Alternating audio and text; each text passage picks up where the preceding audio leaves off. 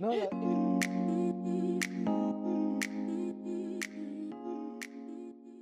Et du coup, toi, tu es investi dans une mission plus que dans une autre? ouais, il y a deux, trois missions dans lesquelles je suis.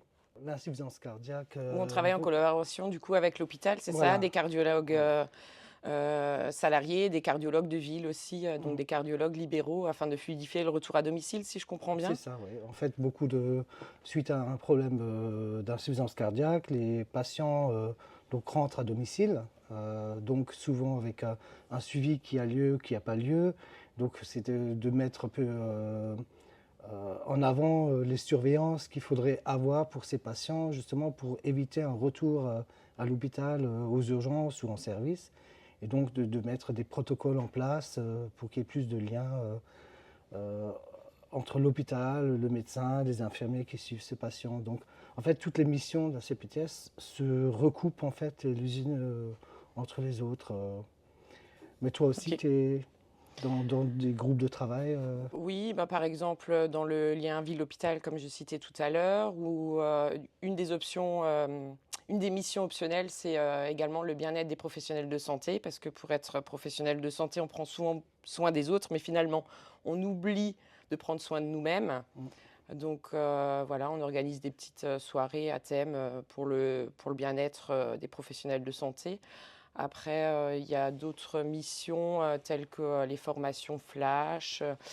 Il y a également les situations sanitaires exceptionnelles. Donc ça, c'est pareil, c'est une mission optionnelle, mais qui a été rajoutée suite au Covid, afin que les acteurs du territoire puissent se mettre rapidement en lien et faciliter toujours la transmission de messages entre les structures et les professionnels libéraux.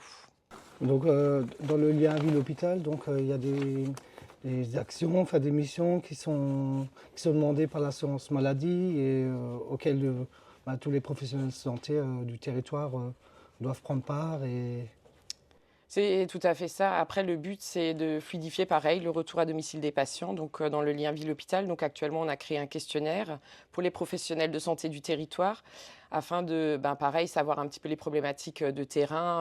Alors nous, en tant qu'infirmiers libéraux, souvent, on n'est pas prévenus assez tôt, tu le sais, hein, oui, ouais, des c'est toujours un peu retours, la on n'a pas le temps problématique. de s'organiser parce qu'on a effectivement des fois des tournées où on a pas mal de travail, donc un retour à domicile, ça s'organise. Pour exemple, moi, dans le cabinet pour lequel je travaille, on a beaucoup de patients qui sont atteints de troubles psychiatriques. Donc, ce qui se passe, c'est que souvent, les patients n'ont pas le droit d'avoir le traitement sur eux. Donc, c'est nous qui cherchons à la pharmacie, c'est nous qui préparons les semainiers et on leur administre. Donc, ça ne se fait pas forcément sur une journée, ce travail-là, parce que le temps de réceptionner l'ordonnance, de s'organiser pour passer à la pharmacie, de préparer le semainier, sachant que des fois, les Mm. pharmacies sont actuellement beaucoup en rupture de stock. Donc, on est en train de faire un petit questionnaire déjà pour voir les problématiques de terrain. Et ensuite, on va faire des tests au niveau de l'hôpital civil de Haguenau et voir avec d'autres établissements de santé si c'est possible de tester un protocole de sortie afin que les différents acteurs soient prévenus assez en amont de la sortie du patient. Oui, donc c'est toujours pour le patient qui est toujours au centre et c'est pour qu'il y ait plus de coordination en fait Tout à fait. dans le parcours du patient, que ce soit pour aller lorsqu'il est admis à l'hôpital ou lors de ses sorties alors. C'est ça. Mhm. Après, il y a d'autres missions. Il y a aussi la santé mentale qui est devenue un enjeu national au niveau du territoire. Donc, dans ce groupe de travail-là, par contre, on doit établir un petit peu déjà ce qui existe sur le territoire et ensuite informer les professionnels de santé aussi de ce qui se fait, de ce qui est possible de faire.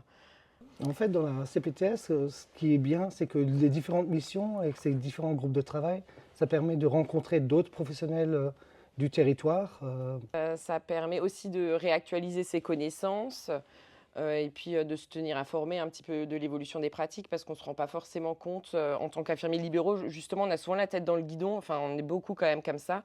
Et c'est vrai que la CPTS permet aussi de temps en temps de regarder un petit peu ailleurs ce qui se passe et ce qui se fait. Et- Mais il n'y a aucune obligation pour les adhérents de Non, participer au groupe de travail. Ils peuvent adhérer sans forcément s'investir dans des groupes. voilà, bon après, s'ils peuvent s'investir, c'est bien, de les entendre, mais déjà de rencontrer, c'est déjà pas mal, et de savoir que ça existe.